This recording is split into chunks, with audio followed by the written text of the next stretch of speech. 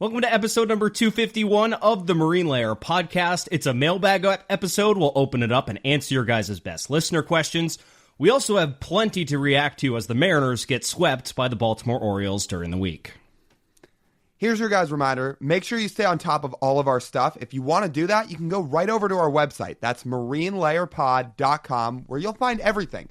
We love to see you guys go get some merch. We know it's turning to summer season, but we've got plenty of t-shirts. We got short sleeve Marine Layer Pod t-shirts.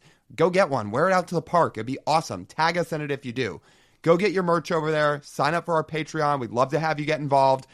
You can go check out our live show schedule. You can find all our episodes on our website as well, whether you're an audio listener, whether you're a video watcher, either one, whatever you prefer, it's all over there. That's marinelayerpod.com. And you can find us all across social media as well. Instagram, TikTok, YouTube Shorts, Twitter, at Marine Layer Pod. Let's get it rolling. The pitch from Acevedo.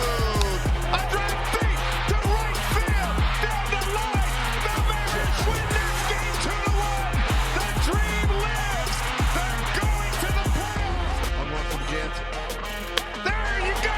Left field. We got a tie ball game. Julio. Oh, baby, what a moment. Tie ball game is 7-7. And we welcome you to this episode of the Marine Layer podcast, part of the Just Baseball Podcast Network, recording on Thursday evening, June 5th. I'm going to lead this off with a question, Lyle. Do you believe in jinxes? Sure. Tell me why. Tell me why I should believe in jinxes. I don't believe in jinxes personally, but let me give you a reason why some people might think that. Let's rewind the clock a little bit. The date is May 7th, 2025. There's probably an intern somewhere at the Major League Baseball headquarters in New York City, and they're sitting there and they're thinking, man, I need some content today. Who's doing well? Let's see. Oh, the Mariners are doing well. Great. Let's make a graphic about them.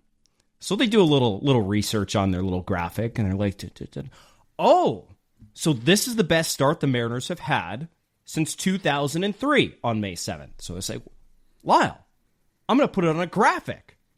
So they slap it on a graphic, spam the social channels.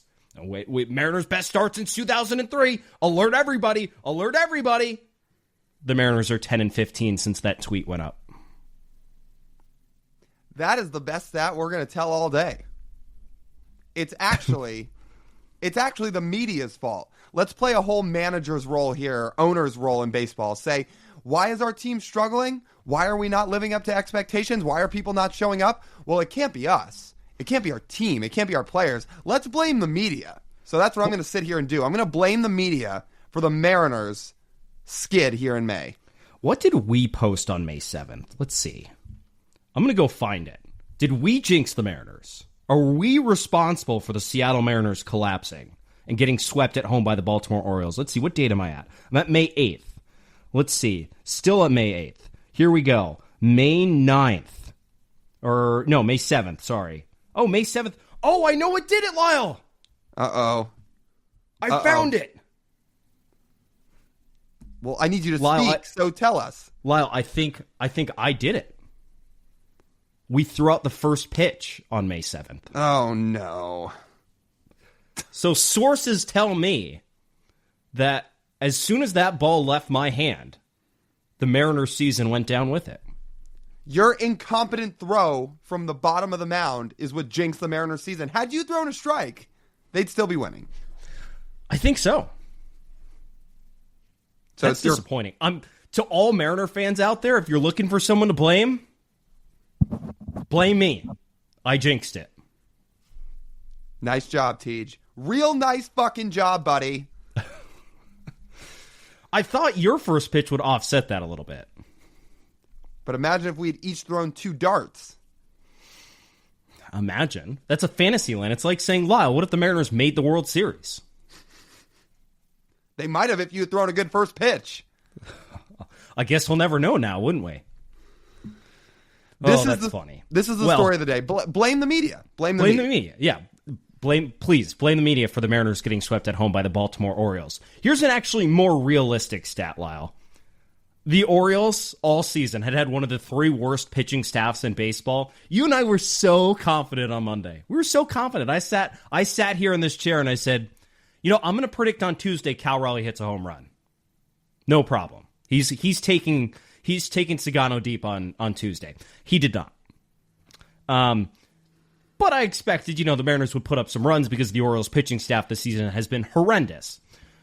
The Orioles had only allowed 6 or less runs, their pitching staff that is, in a series one time all season. The only team they did that to was the Chicago White Sox the series before. Let that sink in. The only groups that have been unable to score more than 6 runs against the Baltimore Orioles all season in an entire series are the Seattle Mariners and the Chicago White Sox, who set a major league record for losses last season. It's pretty elite company, isn't it? Real elite company against one of the worst pitching staffs in baseball. It's not great. What percentage of runs did Cal drive in this weekend? It had to have been over 50. Well, he had the 2-run homer and the RBI single here on Thursday. So that was all 3 runs. And the Mariners scored at least half. Yeah. I don't think he drove in any others the other days, did he? This is great podcasting. I don't think he did. Regardless, it is over half. It is half, period. Yeah. I'm sorry. It is half, period. I'm sorry. He did drive one in on Tuesday, right? Or no, sorry. I'm looking. Yeah. No, sorry. Yeah, he did.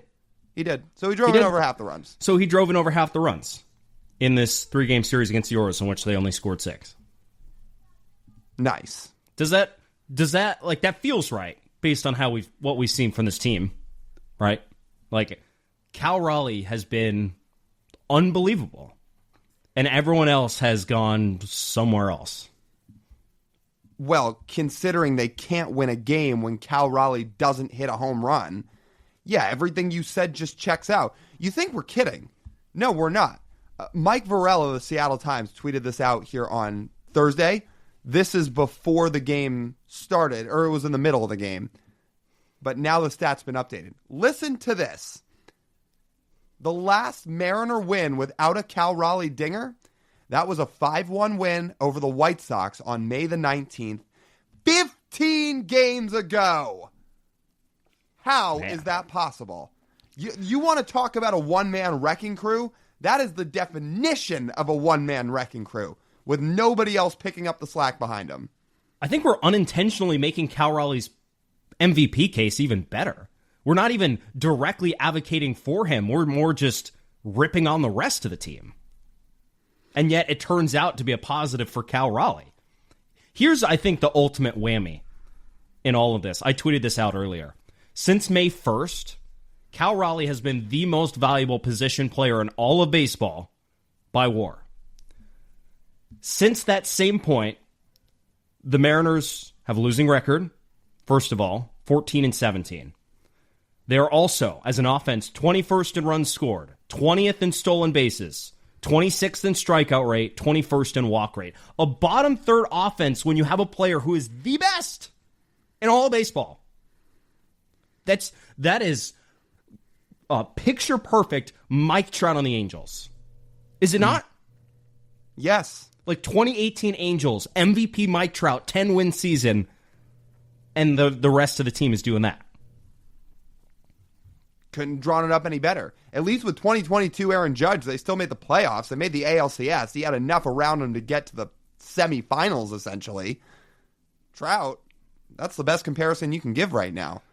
And I don't like emotional knee jerk. Like, we know the dynamic of this podcast, right? I'm mellow. Lyle likes to rev up a little bit, and Lyle, I think, might rev up here eventually. We'll see if we can unlock him. It's like the Hulk coming out on the podcast. We'll see if we can keep him down, though. But May 1st to June 5th is a long time.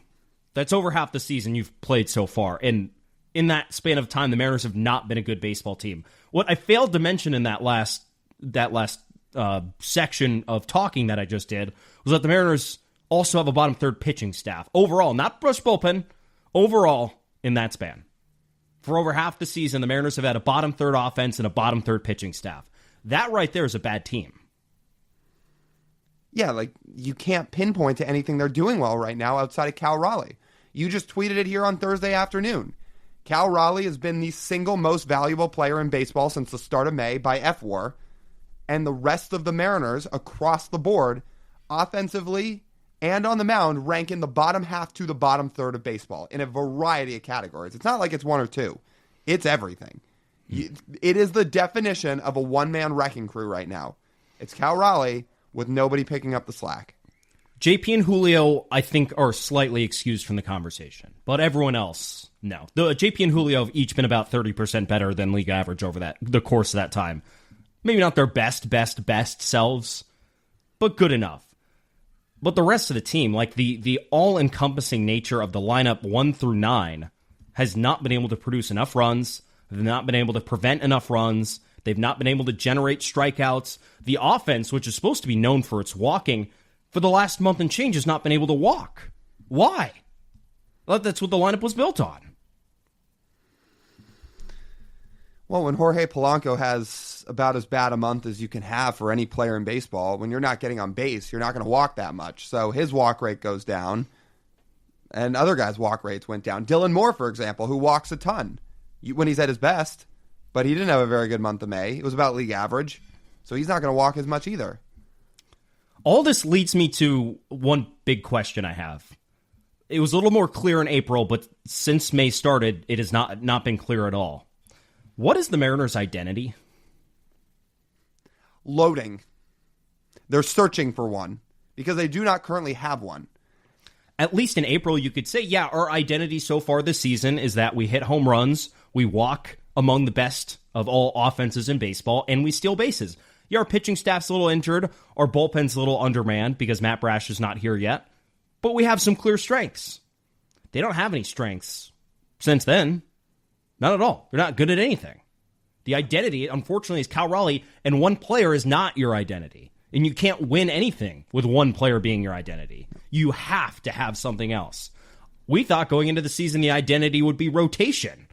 Like rotation, Julio and Cal. That could be good enough. You would think that would be good enough. But they haven't even got all that. Because the rotation is a big contributor to the fact they're bottom third in ERA. Yeah, if you want to stick on the rotation for a second, how important is Bryce Miller's start here on Friday in Anaheim?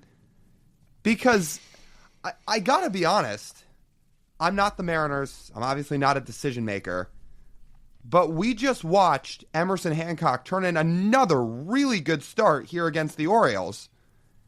And he's been really good ever since he came back from that one blip of an outing to start the year after he went down to Tacoma. Since then, he's been awesome.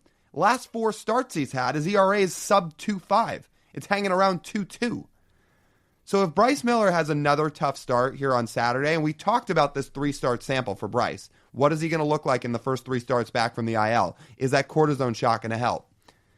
If it doesn't, and Logan Gilbert's actually getting close to returning, because it made it sound like on the broadcast that he's closer than maybe the general perception believed, given the reports about his velocity. So if Logan Gilbert's actually going to come back in the next turn of the rotation, what do they do here? Because I don't know. If Bryce has another tough start on Friday, I just don't know how the Mariners could look anybody in the face, unfortunately, right now, and say Bryce Miller is giving us more competitive starts than Emerson Hancock. So what you're saying, if Logan comes back next turn through the rotation, is that Bryce gets IL'd and Emerson stays? If Bryce's velo is still down and he's still kind of all over the place and he's not efficient, yeah, I figure that I feel like that's almost what you have to do. I don't feel like they'd send Bryce Miller back to the minor leagues. That's what I'm saying. I'm like, so the decision is IL or, yeah, it's like IL or minors. They're going to put him on the IL. Bryce Miller is not going back to Tacoma. He has nothing to gain by going to Tacoma. Going to Tacoma is not going to increase his velocity. No, not at all. So I don't know. Like, it's going to be a very interesting start, and I think a lot weighs on that start because, again, Emerson Hancock has been valuable to this team this year. He has helped them stay in games. He's helped them win games. His velo's up. He's missing bats. He's been good. What if the second start of this 3-start sample for Bryce is bad and the third one's good? Does that change anything for you? A little bit, but then what if Logan Gilbert's back before Bryce has the chance to make that third start? That's a good question. I would say, and remember, for an injury, they could send Emerson down, which they've already done this season. They're not burning another option, and then just bring him right back up because of an injury. Like, they wouldn't need to leave him down there for 15 days. I mean, that could happen. But again, Logan got asked if he's going to be on this road trip, and he said yes. This road trip's only a week long. 3 in Anaheim, and then 3 in Arizona. It's not a long road trip. And Logan Gilbert's going to be on that road trip. That would also be a time window where he can make another rehab start. And he also talked about he feels like the reason his velo was down, which apparently he didn't even realize it was down until he heard from all the media on Thursday that it was. He said the reason was there's not enough space in Tacoma for him to do all his plyo ball work between innings and stay loose, and that's why he felt like his velo was down. So he doesn't sound that concerned about it. And again, if he's going on this road trip, it doesn't sound like he's going to leave mid-trip to go make another rehab outing. To be fair, though, they're not going that far on this road trip. They're going to Southern California and Arizona, which is right in the footprint of the PCL. Where are the Rainiers going to be? You can look it up, but the Rainiers are going to be at home because they're at home for 4 straight weeks. They have a long home stretch, the Rainiers. So this is what I'm saying. If you're Logan Gilbert, why would you get on the plane, fly to California, and then just fly back to Seattle early just to go make your rehab start? He was on the last road trip too, right? Yeah, but he didn't rehab on that road trip. I mean, he's mostly on the road trip so the major league trainers can see him every day. But couldn't you leave a couple of them back in Seattle with him? In theory, yes, but I'm sure the Mariners would rather have everyone just together. It's going to be very interesting what happens with Logan Gilbert on this road trip. Right. And again, it's 1 or 2 starts, I think, left in Tacoma for Logan. That's what I think it is. So you think that, but again, the Mariners kind of make it sound like there's a chance he just makes his next start with the big league club and is off the IL. So we're going to see. Yeah, it is going to be if if Logan Gilbert makes more rehab outings, then this conversation gets delayed. If Logan Gilbert's going to come back and Bryce struggles on Friday against Anaheim, it's an interesting conversation. I think we owe it to Bryce Miller to let him do these 3 starts. Because I think doing what he did last year buys you that kind of leash. Sure, but you do get to wait. But let's remember, this 3-start sample thing is an us thing. This is a Marine Layer Pod thing. It's a fiction. It's a fiction number that we made up for Bryce for starts we want to see. I don't know what the Mariners are thinking for what they want to see, how many starts they want to see. Unfortunately, unless Bryce goes to the Mariners and says, I can't do it, I'm having a hard time thinking they will keep Emerson Hancock on the roster over Bryce if he says he's healthy and feels good and wants to pitch. I think it's as much of a Bryce decision as it is a Mariners decision. That's probably right, but I'm just saying it feels like a bit of a tough sell right now. Maybe it doesn't help you win. Yeah, you're right. It might not help you win at all. You'd say, actually, our odds of winning have gone down. If that's the case, if Bryce is not 100% and his velo is down, he gets blown up a little bit. Like, yeah, 100%. Yeah. It's an interesting conversation. You know, they're just going to have to play it out. Like, this is the situation. This is the injury regression. This is all of these factors that are coming in that you did not have to deal with last year. That because every major league team throws hard and every major league team goes through injuries, like, these are the things you're going to have to deal with, and that's what the Mariners are going to have to deal with. If they just, at some point, I'm sure they would like to have some consistency, and they would say, yeah, we'd like Bryce to be consistent in that rotation because we know what he does when he is. And then our pitching staff can maybe not be bottom third in baseball anymore. Play in the best pitcher's park in baseball, we have a bottom third pitching staff. How does that work? Shouldn't work. No. Especially when your rotation's supposed to be this good. Yeah. A lot of other factors of that, too. I mean, Kirby's not been great. We have a mailbag question on Kirby, so we can talk about him in a little bit more in depth later. But, you know, everyone else outside of Brian Wu, again, it's just not been totally consistent. Emerson Hancock's had been really good. Logan Evans has been really good in his short stint in the big leagues. But the rest of it, some of these other guys you've relied upon, it's been some hot, some cold. Luis has been good. Yeah, Luis has been good. Got to give Luis his flowers. He turned in another good start over the weekend. Mm-hmm.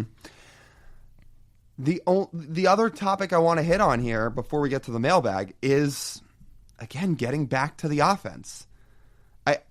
Are we ready to have the conversation? Because I know there's a layer or two to this. Let me just start with this, because you talk about the Cal Raleigh effect and what the rest of the team has done as a result aside from Cal. You also said you want to give Julio and JP a pass. That's fine. I might even give Randy Arozarena a pass. Getting past essentially the first four in the lineup, or the guys that should hit as the first four in the lineup, but sometimes Jorge Polanco still hits second after having a 400 OPS in the month of May. But that's different. I guess that's, well. We could talk about the lineup for 2 hours. I mean, a.k.a. deciding that Cal Raleigh actually shouldn't hit in the first inning and should get less at-bats. Cal Raleigh is guaranteed less at-bats than Jorge Polanco, who's been among the worst hitters in baseball for over a month now. Does not make any sense at all. Well, I would love to think that people are going to get answers on this, but friend of the pod, Adam Jude, certainly had a tweet the other night that kind of displays all of this in the sense of, I don't think we're going to get an answer. His exact wording on Wednesday night after the loss was this. He said, the formula for the Mariners' recent slide remains much the same. Not enough offense early, not enough relief late, and not much of an explanation from Dan Wilson about any of it. Find me the lie. Dan, why is Jorge Polanco hitting second after having a 400 OPS for the month of May and clearly is not fully healthy? No answer. Well, Thursday after the game, I understand Dan may be of the mindset that he wants to criticize privately and preach publicly, but man, talking about, like, continuing to talk about after losses about, like, seeing a lot of good things and liked our fight today and then doesn't really give answers to any real questions during post-game pressers. It can be a little jarring. Yes. It's bugging all of us. It's bugging everybody. It's a little jarring. It's like, I don't know. Maybe this is the wrong road to go down and it's a waste of time. But yes, like some of the answers in the media are jarring, I think. But how much better would you feel if you had answers? I'm curious. Well, at least there'd be some transparency. At least like people could somewhat resonate with the thought process of what's going on. This is something Scott Service I thought was always pretty good at. Maybe you didn't always agree with his decisions. Maybe you didn't always agree with how well the team was playing. But you could follow along with the thought process of the team and how they would go about their business. So there was more of an understanding and more of a connectivity between team and fans or team and media and the media connecting it to fans than whatever in the world is going on right now. Because, again, there's no identity. And you've got maybe the most proficient reporter on the beat, certainly the most proficient independent reporter, because the Seattle Times is independent, feeling what reads from this tweet, frustrated that people cannot get answers. And there's a lack of results since the month of May. Should throw a question in there to Dan on why Jorge Polanco is bunting with 2 outs and the bases empty. Good Lord. And then Tavares tried it in the 9th. Oh my God. Anyway, all right. Let's stay on the topic of the offense here, and then we'll get to some mailbag questions. Okay. This offense since May has been, a nice way to put it is disappointing. The other side of this is an abomination. They have severely struggled once you get past the main four: JP, Julio, Cal, Arozarena. I mean, you can just read the OPSs going down the lineup, man. If you just want to read through them, Polanco's technically at 787, but this is a guy that was anchored by April and then had an OPS barely over 400 in May. That's Polanco. You have Rowdy Tellez at 683, playing a premier offensive position at first base. Solano, by the way, is even worse. He sits at just above 400. Then you've got Leody Taveras at 552. You have Miles Mastrobuoni at 619. You have Dylan Moore at 779, but again, another guy who was anchored by April and then put up about a 680 OPS for the month of May. I mean, you want to keep going? You want to read a couple other names that weren't in the lineup on Thursday? Ben Williamson, 575. Mitch Garver, 569. I mean, it just right now is a non-existent offense once you get past the first four in the lineup. And I'm sorry, man, but it's time to bring it up here on June the 5th because we've had enough of a sample size. You are seeing the results of this offseason now punch you square in the face. The lack of urgency and the lack of transactions and the lack of impact that you added to this offense is punching you right in the face. You are 28th in the league since the month of May in batting average. Or I'm sorry, in on-base percentage. You are bottom 5 in batting average. You are bottom 5 in WOBA. If you take away Cal Raleigh's home runs, you are 28th in the league in home runs hit since May 1st. This is an offense that has flat out been bad, non-performative, and the worst part about it is I don't know if I have any confidence in any of these guys except for the main 4 to turn this thing around. Like you pinpoint the guys on the roster not named JP, Julio, Cal, or Rosarena. I right now severely lack confidence in any of the remaining 9 position players on the roster to help anchor this thing in the right direction. Cole Young we can leave out of it because it's been 5 games for him. And again, there's going to be some adjustment period for Cole Young. So when I say 9, it's 8. Take him out. He's a different project on his own. You got to let him have some time. But this is a problem, dude. I don't see this getting any better until the trade deadline, and we've got a long 2 months to go before that trade deadline ends.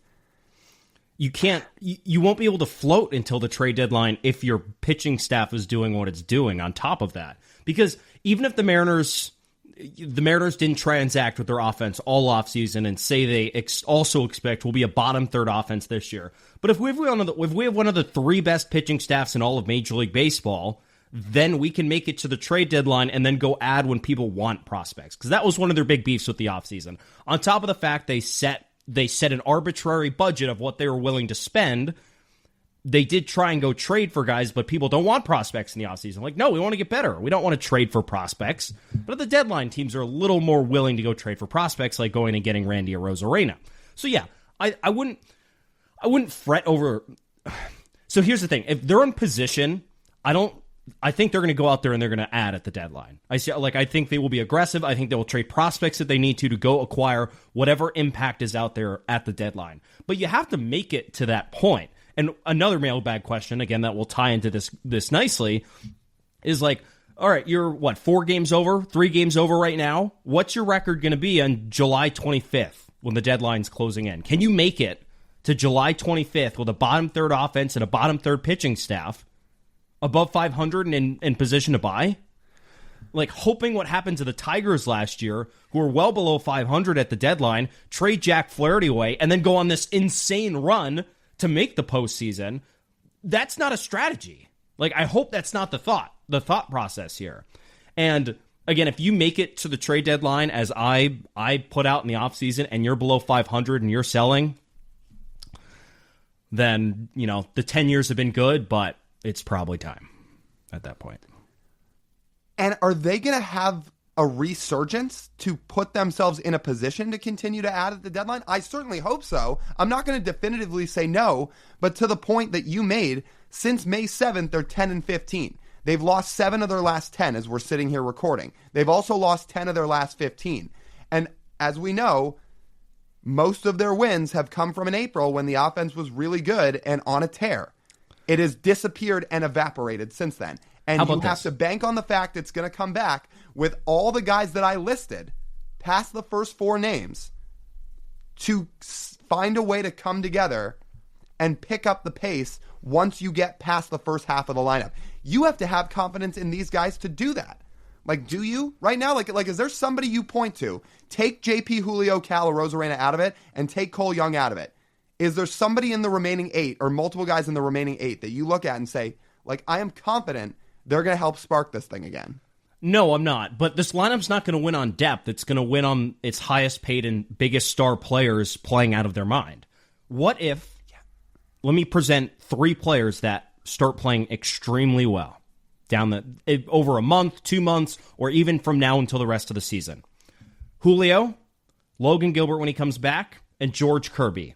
Let's say those players let's say Julio plays like he did in 2023, and Logan Gilbert and George Kirby just do what they did last year. You're buying at the deadline. That's enough, right? Even with the rest of that lineup. Like, that's enough? I would say maybe it's enough. But that's not even that's not even very unrealistic to ask for, because Julio does this every season. He did it in September last year. He did it in August, July and August of 2023. He did it all of 2022. That is not unrealistic to ask. Logan Gilbert did it for an entire season last year. George Kirby has essentially been the same pitcher since he debuted. Like, it's not unrealistic to ask for those things. And we've seen that combination prop up mediocre to bad players elsewhere on the roster, because this is a common theme. They always do this. Okay, so 2 responses to that. Number one, you do have to bank on that. You have to bank on Logan Gilbert getting back on the field relatively soon. I think there's a chance he makes his next turn in the rotation, but if he's just making the trip to continue rehabbing and recovering, let's say it's another couple weeks and it's toward the end of June that he doesn't get back on the field. It's still a long time.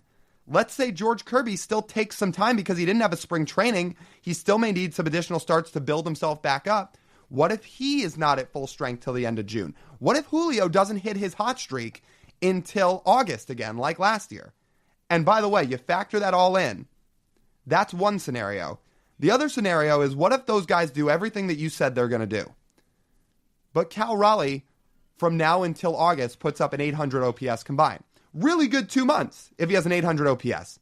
That's not a 1200 OPS. That's not carrying a team. And that's a 400-point drop-off from where he just was in the month of May. How much different is the winning percentage? So we're saying uncertainty with Logan and George, Julio waits until August, and Cal has an 800 OPS until the deadline. I'm just saying all those factors are possible. Like, but that's the scenario you're laying out. You could factor all of them in at once. I was honestly trying to do 2 separate ones. Let's say every guy you named in the 3 of Julio, George, Logan take more time, but Cal continues to go off. Or Cal just has an 800 OPS, but those guys start to play how you're describing they're going to play, that they're going to hit their stride. Like, are the Mariners that different from where they're at right now? If Cal goes back to being an 800 OPS hitter, very good, but Julio, Logan, George pick up the slack. I don't know. I would say they'll be better than what they're doing right now, because what they're doing right now is clearly not good enough. Well, like, Cal has a 1200 OPS, but clearly it's not enough. How much better? Are they going to be a 500 team until the deadline? They might buy if they're a 500 team. They just can't be 5 under. Oh, this is not a fun conversation. No, it's not a fun conversation, and there's a reason we have so much time before the deadline to figure it out. And the fact we're having this conversation and throwing these scenarios out, and you're giving the names of Julio, George, Logan, is because I think I can speak for you when you say you're not confident in the rest of the offense carrying much weight. Like you said, you are banking on the stars of this team. You are banking on a very specific group of players to really carry a 26-man roster, which is fine, and star players do carry teams.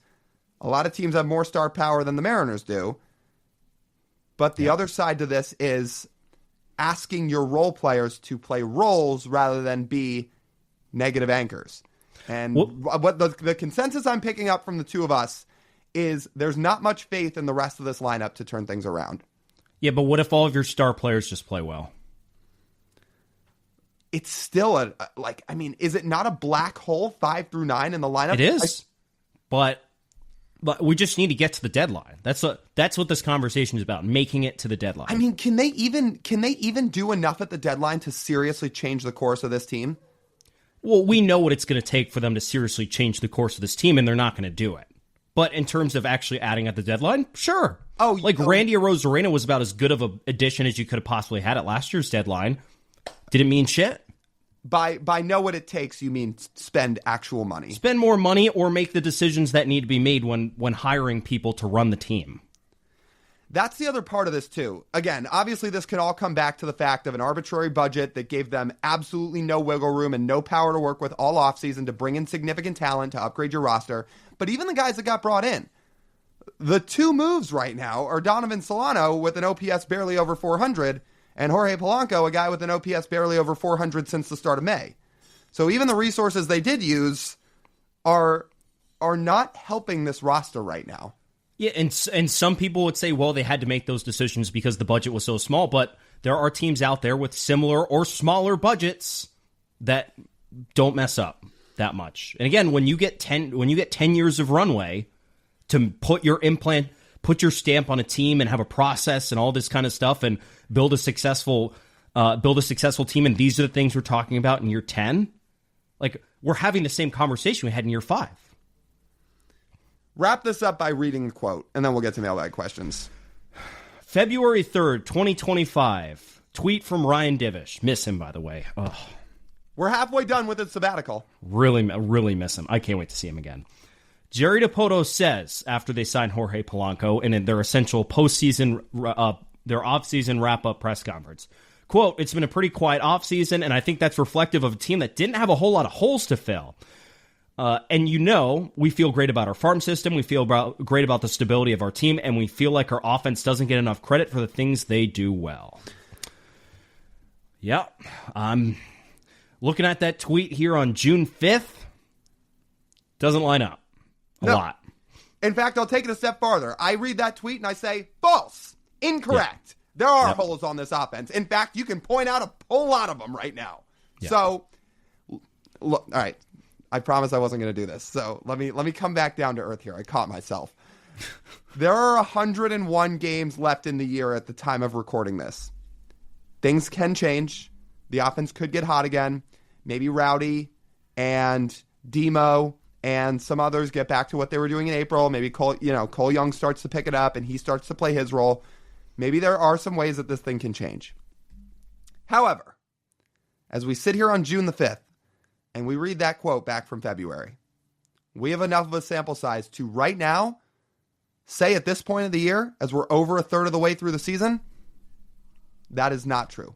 No. There are massive holes in this lineup and in this offense, much like a lot of people predicted would be the case all winter. Yep. And your rotation is unable to offset it this time because they've not been good either. Yeah. Yeah. All right, ready for the mailbag? Let's do that right after we take a pause and talk to you guys about our friends over at Pagacci's Pub 85. It's an awesome spot to hang out, you guys. If you want to plan a time with your friends, head over there. There's great food, drinks, games. There's 20 TVs in the place if you want to go watch some sporting events, and there's plenty throughout the summer, plenty of baseball games to go watch. And if you go during happy hour, you can get $3 and $4 drinks, awesome specials throughout happy hour on Monday through Friday. That's from 2 to 6 p.m. And once again, drinks are $3 and $4. Awesome deals. Go get yourself involved. Go check it out. That's Pagacci's Pub 85 over in Kirkland. Yeah, I'm ready for the mailbag. All right, so let's get to the mailbag. First up is Corey. Shout out to Corey. Sends us in a question on Patreon. A reminder to all of you who want your questions answered on these mailbags. The best way to do it is to go on over to our Patreon and sign up. Then you'll get priority for mailbag questions, just like Corey does. So thank you, Corey, for supporting us. Corey's question is, I want you guys to have a little bit of fun with this. Each one of you give me one former Mariner that has not won any major award or made an all-star game that you would add to this team to make them better. And that's no awards or all-star game for their career, not just with the Mariners. Curious to see what you guys come up with. Wait, did I read this question wrong? I thought Corey just said it can't be an all-star with the Mariners. Nope, period. Let me reread this question. All right, you go first, because I could have sworn it was phrased differently. So you go. Okay. I do have I literally have the perfect edition. And what we complained about, like one of the Mariners' biggest weaknesses on Wednesday was the bullpen. And more importantly, the lack of good to elite middle relief in their bullpen. I present to you, Lyle, Tom Wilhelmsen. Wow. Is that not perfect? Here's a stat. First of all, dude appeared in 73 games. I'm going to use his 2012 season, his best year. 73 games, a 2.5 ERA, a 2.9 FIP, 27% strikeout rate, a 9% walk rate. Really, really good season for a reliever. Threw upper 90s, had a great breaking ball. For his time, was really fantastic. This dude in 2014 threw in every single inning as a reliever. Let me repeat myself. Every single inning. 1, 2, 3, 4, 5, 6, 7, 8, 9. Every single inning he threw in 2014. Is that not exactly what they need? Like if a starter gets blown up in the fourth, Tom Wilhelmsen comes in and gives you an inning and 2/3 and locks it down. Is that not perfect? That'd be great. That'd be awesome. They could use it. And he fits on this team. He fits exactly what they need. As a power arm in the bullpen, reliable, high upside, pitch him on back-to-back days, durable, can go long. I mean, it's great. He's awesome. Okay, so I'm going to have to change my answer on this. Because Who'd you choose? I thought the idea with this is you just couldn't be an all-star with the Mariners. So my answer for this was going to be Adrian Beltre, and you just put prime Beltre back on the Mariners and have him play third base. Yeah, that would be pretty good. Yeah, that would be pretty good. It's hard to do with position players, though, because whenever the Mariners have a good position player, more often than not, they're the sole representative of the team. Right. You could pick a lot of that 2014 bullpen, Lyle. They need more bullpen arms. Yeah, they do. You could do like 2014 Yorvis Medina.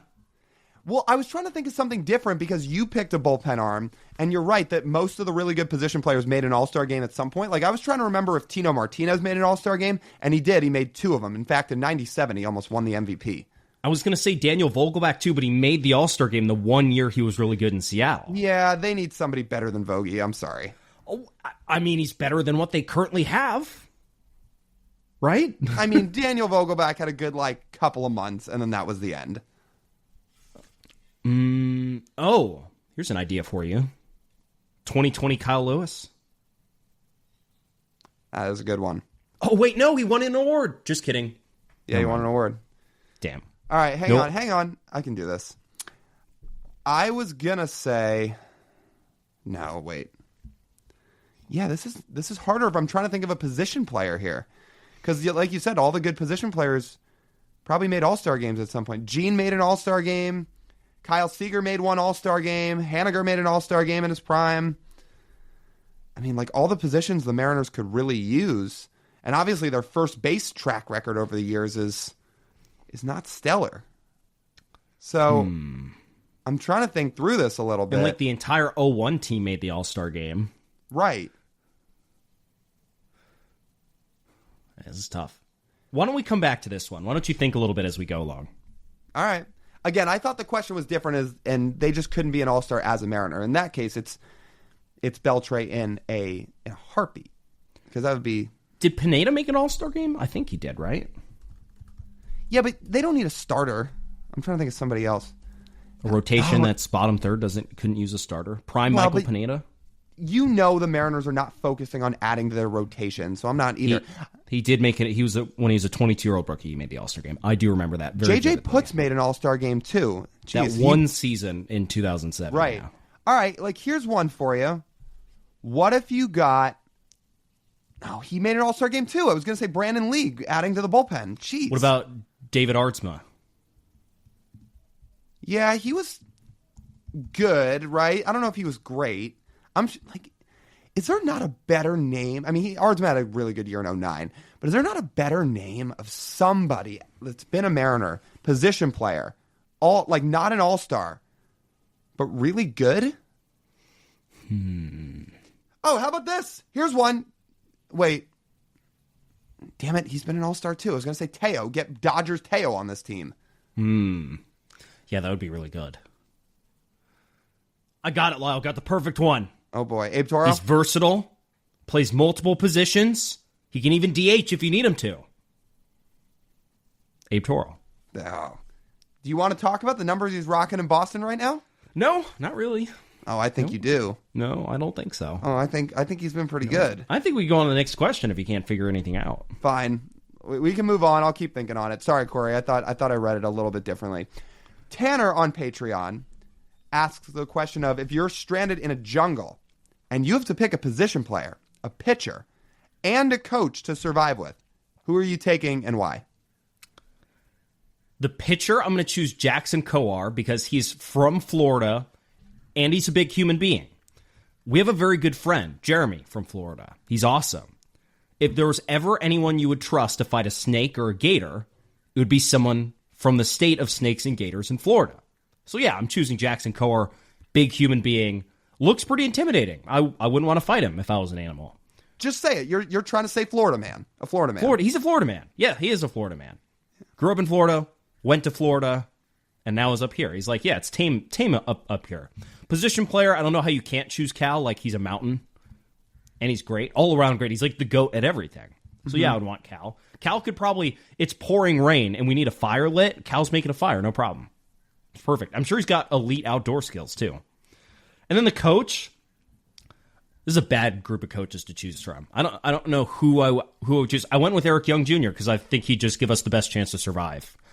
Not like he's not old, and he's not like Pete Woodworth, for example. Not old, but he's like super skinny. Like is Pete going to fight a gator? So we've got 2 of the 3 same answers on here. I have Cal because 1, he's really smart, and 2, he's, like you said, he's great at everything, and he's just, he's a physical dude. So, and he can take a lot of punches. He obviously takes a lot of, he takes a lot of baseballs off the chest and off the knee and wherever else throughout a year. Like, he's tough. I had Eric Young Jr. too because I picked him because he's really fast, and I figured maybe that could help you get off an island or find some tactics to escape or something like that. But I went with Eric Young Jr. also.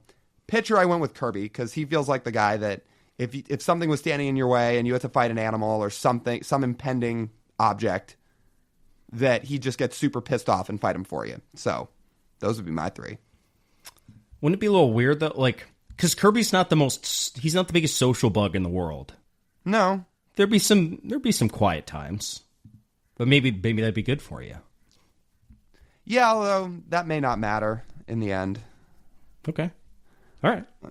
Let's go to the next question. This comes from Xander on Patreon, and Xander has a trade proposal for us. Xander's idea is that the Mariners trade with the Diamondbacks. They acquire Eugenio Suarez and Josh Naylor. They send back to the Diamondbacks Tyler Locklear and Hunter Cranton. The Mariners have to take on roughly $13 million in salary, and both those players are rentals and will be free agents after the season's over. Xander.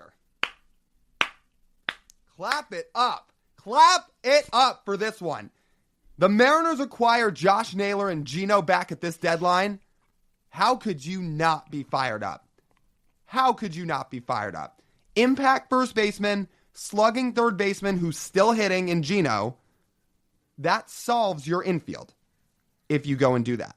Sign me right up. I'm in. Yeah. Count me in for this. Like, again, the only thing you'd have to do is convince Mariners ownership to take on $13 million in season. I mean, that's the hurdle of this. Maybe the Diamondbacks would eat some of it. We'll see. And you might have to give up a little bit better of a prospect then, I guess. Maybe a little bit, not a ton, but for half a year, both? I don't know. Well, for 2 players, yeah, because right now you're trading someone who is stuck in AAA, not hitting currently in AAA, and you have a reliever who has yet to pitch this year and is going to be 26. All right, so maybe it would cost a little bit more. Regardless, they pull off that in a heartbeat. Like, the Mariners have to jump on that. And this is not to be a disrespect to Tyler Locklear or Hunter Cranton. This is about the Mariners needing to upgrade their lineup, and that being 2 pieces that absolutely upgrade their lineup. For all the talk we just gave about the offense, if you get those 2 guys and your lineup on August 1st looks like this, as follows, how do you feel? Cal at catcher, Naylor at first, Cole Young at second, JP at short, Gino at third, Randy in left, Julio in center, and Luke Raley, who should be back by then, in right, with somebody else DHing. Do you feel better? I do. Sounds pretty good to me. Yeah. Now, you also still have to go trade for 2 bullpen arms after doing that, but still sign me right up for that trade. But if that's the cost for those 2, yeah, you can absolutely go afford to overpay for a bullpen arm from someone else. Yeah. Easily. Also, like, convincing the Mariners they have to take on that money at the deadline. Like, yes, take it on. Isn't this what you allocate your funds for, things at the deadline? Yeah. And on top of that, you don't owe them money next season. It's just this year. Correct. Otherwise, you're fine. You signal to everybody that you are fine rolling out the same lineup you currently have, which we just spent the first half, not the whole first half of this podcast, but a good chunk of this podcast talking about is a real issue. Pick what, as Trevor May liked to say in that video this offseason, our buddy Trevor May, he goes, you got to pick one. So pick one. All right, next mailbag question, Lyle. You want to read this one? Sure. This is from Robert, also on Patreon. He asks, did George Kirby show enough in his last start this past week? Still looked better than his first couple starts, but to me it looked a little shaky. And he adds in at the end of it, meanwhile, Logan Evans is ready to go, just saying, as a sort of hint of the reasoning of this question. Did I see enough? Objectively, no, I have not seen enough from George Kirby. But it's not seen enough to stay in the big league rotation. It's seen enough for him to get back to where he was before. George Kirby could suck the rest of the year and he'd stay in the rotation. Fully believe that. He's not going anywhere. Mm-hmm. Like, I just hope he gets better, and I think he will get better because the stuff is too good, and the more repetition he'll get in, he will get back closer to where he was last season and the season before. But he's not getting sent down for Logan Evans. I love Logan. He's pitched great at the big league level, but that's just not happening. Yeah, well, it's not about Logan Evans. It's just they're not going to send George Kirby down in general. They're just not going to do that. He has too much talent. Yeah. I personally, while it was not a perfect start, did like some of the stuff that he showed back on Tuesday. Again, not perfect. Giving up 8 hits is not great. But I think 5-2 is a perfectly okay outing. It keeps you in the ball game.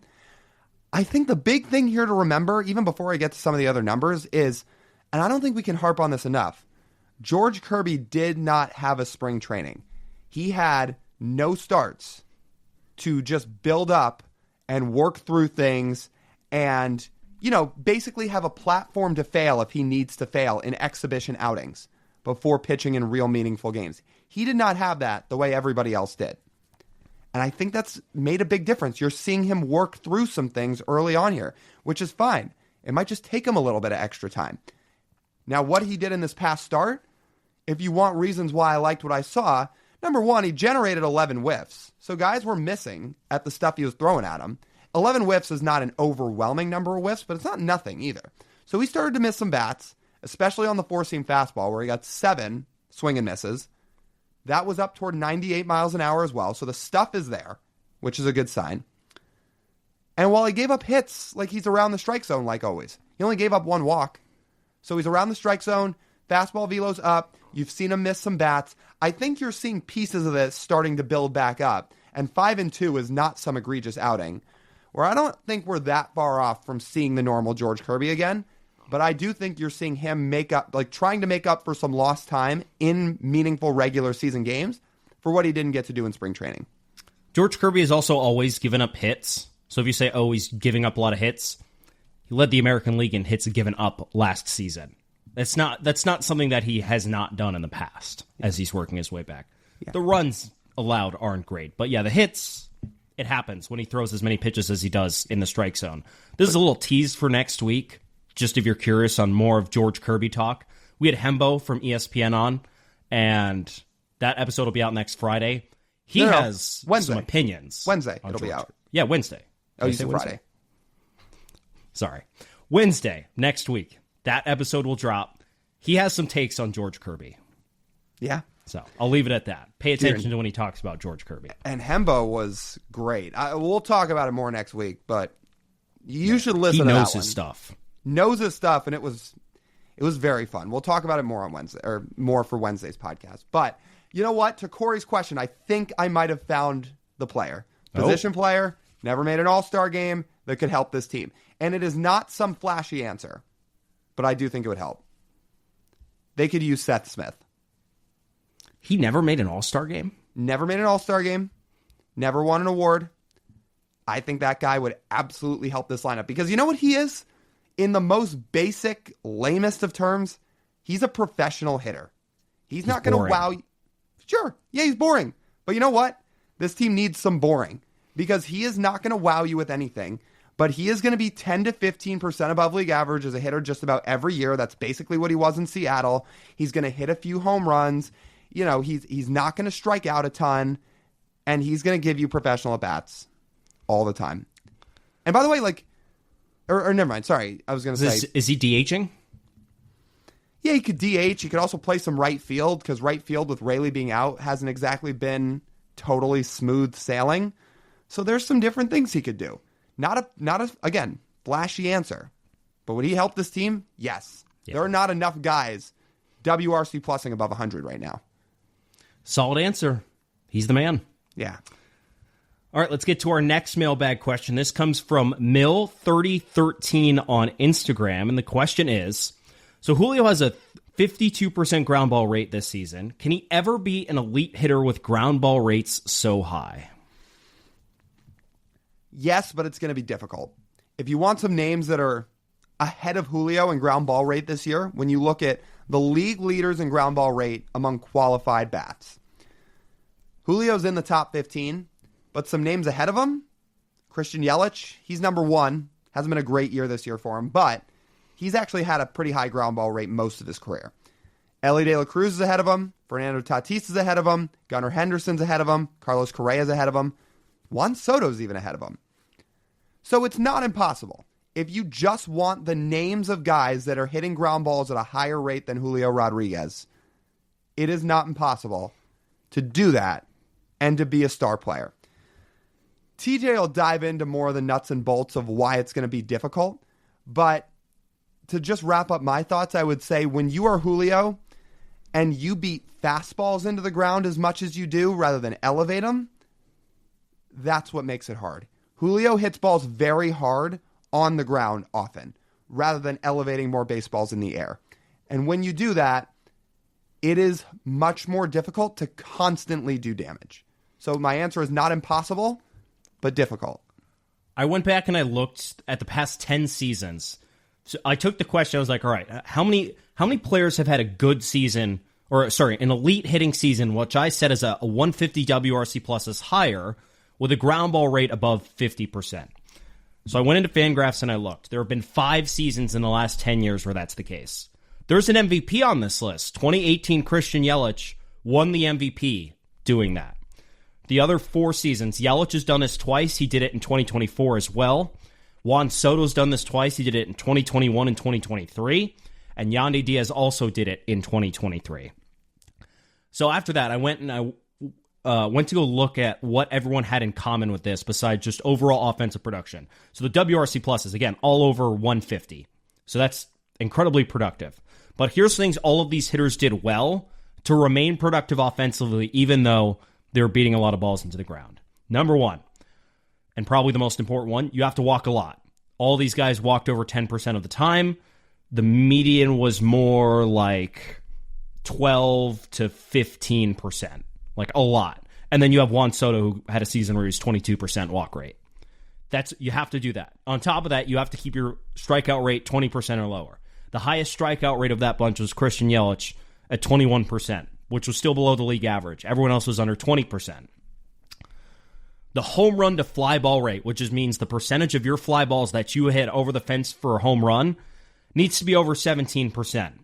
And for a lot of these guys, it needs to be much higher than that. You essentially need to be efficient when you hit your fly balls so that you do the most damage possible and you're not just popping it up. Yelich's MVP season this year, he had a 35% home run to fly ball rate, meaning over a third of the balls he hit in the air were home runs that year. That's just an insane number. The league average is 11% this season.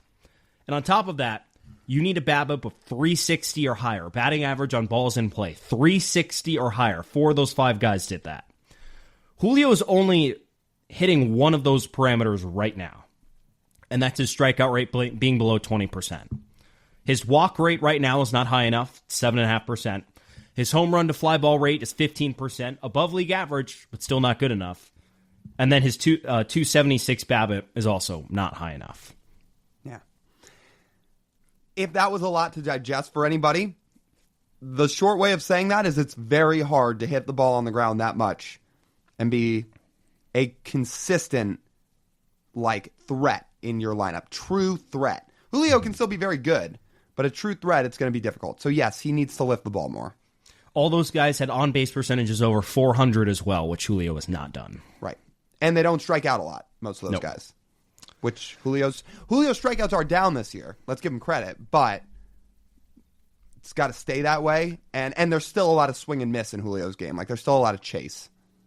It's a good question, though. And so it is possible, but it is very, very specific scenarios where it does work. Yeah. Okay, final mailbag question. This comes from Feets2Fitted on Instagram, and he says, what would it take for the Mariners to be sellers at the trade deadline? Who would they sell and why? So this is Luke. Shout out to Luke Lyle. We saw him at the ballpark yesterday on Wednesday. Luke's. So the answer to your question, what would the Mariners need to do to sell? They need to be 5 games below 500 at the deadline. So that's a start. So then who would they sell if they decided to sell? It's not a lot of good sell candidates. Number 1 would be Randy, because he's got a year and a half of control. I think another team would have great interest in Randy Arozarena to hit in the middle of their lineup. And I think Dylan Moore, who's a rental at this point, he's going to be a free agent after this season. Another team could plug him in at a number of different positions. Hits for a little power, can steal some bases, plays solid defense. So that would work out. But everyone else either is not good enough or has too much control for people to want to shell out what it would cost to get them. I think that's right. Nobody's going to take much interest, I would have to assume, in any of Polanco, Solano, or Garver. Maybe if Polanco really turns things around here in June and July, somebody might. But yeah, it would be Randy Arozarena. It would be Dylan Moore. If you want other names to just throw out, I'm sure teams would call about Brash and Munoz. The Mariners can't sell those guys. They just can't do it. There's way too much club control, and the bullpen needs way too much help already to begin with. So you can't sell those guys, and I don't think the Mariners would sell those guys. So it really comes down to Randy being the big one, maybe Dylan Moore. But let me ask you this and turn the question in a little bit of a different way. Luke asks, what would it take for the Mariners to be sellers? And you're right. It would have to be something pretty drastic, especially in this version of the American League where it's just not very good. And the American League West isn't very good. Let me ask this question. If the Mariners are in a position in this version of the American League that is so down in talent and overall wins that they were in a position to sell, are the Mariners even going to let this regime and this front office operate that trade deadline? No. Nope.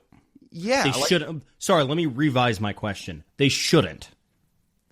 By that point, it feels like that's the end of the road. If you are out of it by the trade deadline here in year 10, when you really need to win this year, I don't know.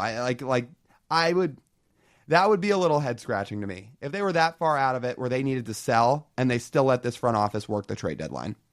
It would make any sense. It would be essentially how the Colorado Rockies operate.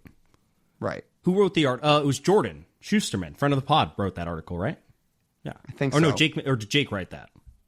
One Obsessed with His Family Barbecue wrote it. Yeah, one of them wrote the story on the Colorado Rockies, and you'll get the parallel I'm drawing there, that they essentially don't fire anyone ever.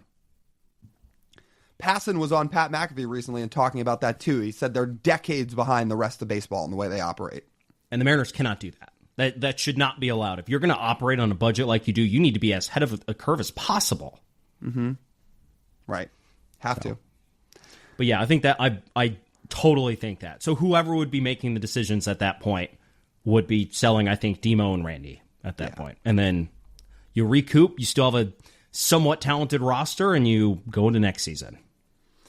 And for those who would ask, by the way, sorry, last thing, Lyle, and you wouldn't trade Luis Castillo at the deadline.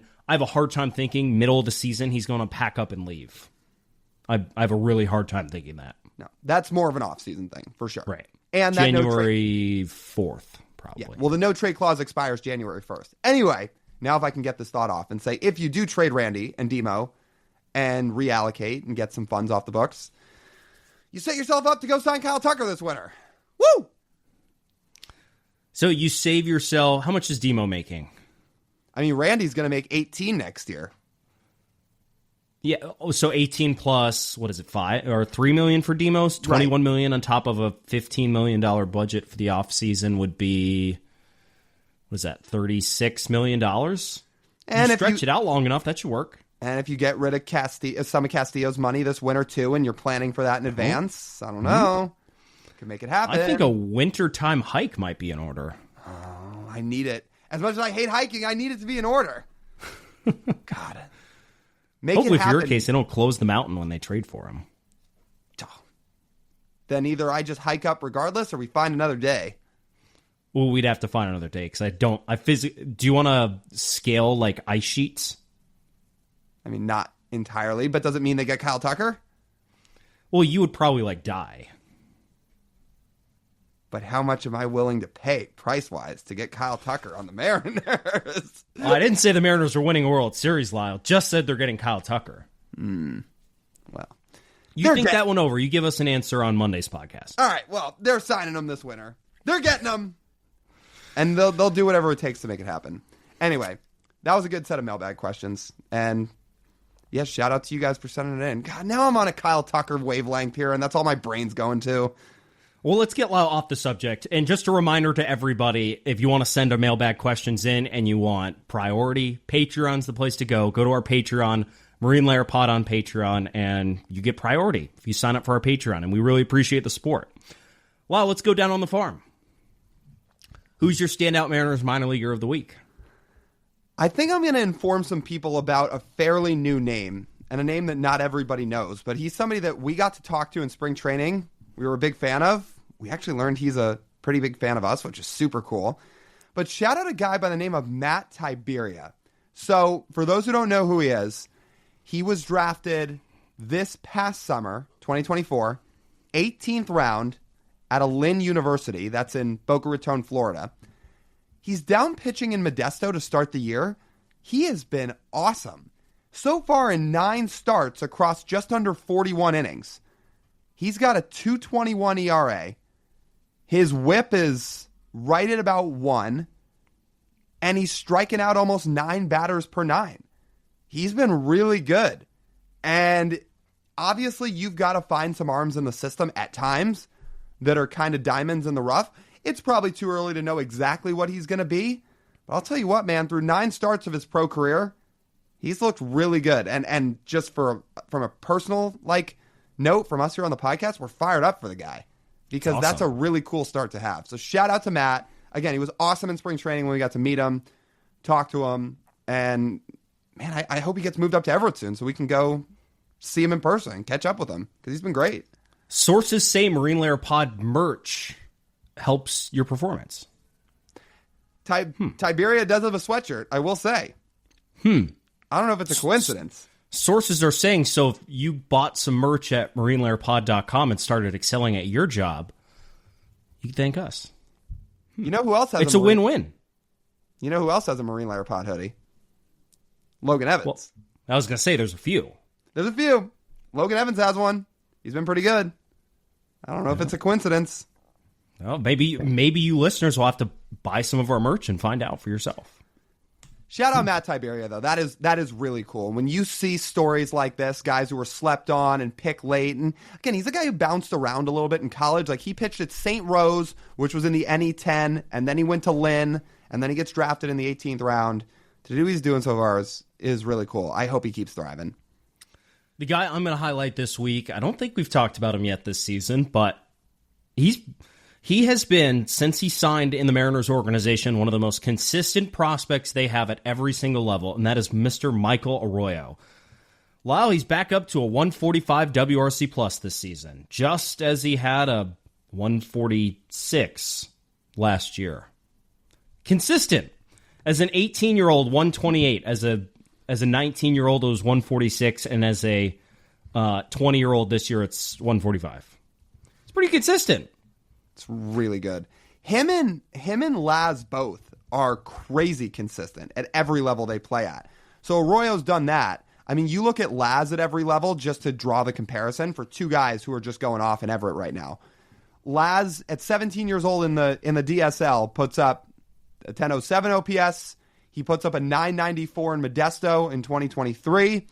He put up, for the year, an 881 OPS in 2024, and now he's got a 976 OPS in 2025. Laz and Arroyo just continue to hit. And they hit and they hit. And it's awesome. I would have to imagine at some point in time here, fairly soon, you'll see those two guys up in Arkansas. And they are going to be the youngest players in that league or close to the youngest players in that league by a pretty sizable amount. Right. I mean, we're talking about two 20-year-olds at this point. And those two guys have spent more time in in Everett than Colt has, than Johnny has, than some of the others have. So they feel like they'd be the guys that would move a little faster, especially given their track record of offense so far. But yeah, pretty cool. Michael Arroyo, shout out to him. One of these guys that's always hanging around the top 100, sometimes is the forgotten about top 100 guy in this system with how good the rest of the field is, but just continues to hit. Pretty awesome. Let's close out the show, Lyle, and get to our Russell Wilson Umpire of the Week. I'm pleased to announce we have a new record holder. So there are some Lazes we really like Laz Montez, and there's some we just despise, like Laz Diaz. It was about a year ago where Angel Hernandez himself set the record for the worst missed call in Umpire Auditor, the account that we love to reference so much, history. But Laz Diaz yesterday rang up Jake Mangum, or not yesterday, it was, I think, Tuesday, regardless, earlier this week. This pitch that was rung up for strike three was outside by 6.8 inches, nearly half a foot off the plate. And then the broadcast goes like sky view of the plate to watch it. I mean, it is just like so clearly outside. And Laz is like, whoa. And you can see Mangum is just like, oh my God. You could read his lips. Oh my God. So Laz Diaz has to have vision problems, right? I feel like most of these guys do. Again, it's just how humans age. The average umpire is somewhere between 50 and 70 years old. I don't know. I'll say 40 and 70 years old. People start having vision problems then. I don't know how these guys are not forced to pass vision tests to keep umping games. I really don't know how. Yeah, you would think. Maybe when we're commissioners, Doug. Losers. That's what I have to say about Laz Diaz. Loser. Yeah. Sorry about it. Like, you were on a Mount Rushmore of bad umpires in baseball, so. They used, the Rays used the reference of what was it, Levon Hernandez? They referenced that Marlins playoff game in the 90s. Was it Levon? Was he pitching? Yeah. Hernandez? Yeah, where he was pitching, and he was constantly, like, throwing the ball a foot off the plate, and the home plate umpire was like, you're out! And they specifically referenced that, and I was like, oh, that's pretty funny. What a time. Yeah. What a time. Shout out Laz Diaz. Constant winner of this award, and he wins it again. So, all right. I think that just about wraps up this edition of the Marine Layer Podcast. You guys know the drill. If you want to listen to the full form podcast, you can do so wherever you get your podcast, or an even easier way to go find it is just go over to our website, marinelayerpod.com. It's got everything you need. Like TJ said, you wear Marine Layer Pod merch and go get yourself some merch, you're probably going to up yourself in production at your job. Work for Matt Tiberia. It's work for Logan Evans. Work for some other guys. It can work for you too. Go over and get some merch. It's like, we've loved seeing people wearing it around. We've loved seeing people tag us in it. Go get some. It's over at our website. You can go sign up for our Patreon over at our website if you want priority on mailbag questions, or you want to do some monthly Zoom calls with us, a bunch of other things. We'd love to have you get involved. Live show schedules over there. Like I mentioned, you can find all our episodes over there. That's audio, video, whatever you desire, all over at marinelayerpod.com. And then you can find us all across social media, Instagram, TikTok, Twitter, YouTube Shorts, at Marine Layer Pod. That's TJ. I'm Lyle. As always, we thank you guys for tuning in. We'll talk to you soon.